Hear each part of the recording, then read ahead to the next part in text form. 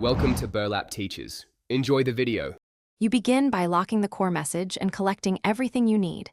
This saves time downstream.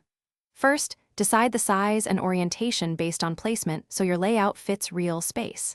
Next, gather a 300 dpi headshot, logo files, color codes, and any required legal disclaimers. These elements determine visual hierarchy. Once done, open a template at the correct dimensions and set bleed to 0, 125, in so you can start placing elements without resizing later. You now assemble the poster visually, prioritizing message clarity. Place the headline at top or center and scale it to read from distance. Then position the photo and supporting text beneath to guide the eye.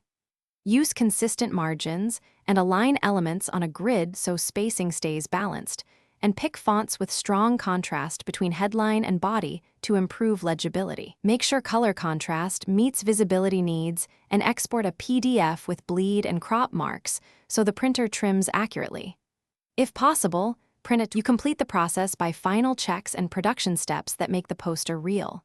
Carefully proofread names, dates, and any legal disclaimers. Then export a 300 dpi CMYK PDF with bleed and crop marks and select Finish.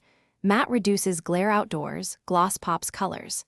Send to a trusted printer and order a short run for verification before mass print.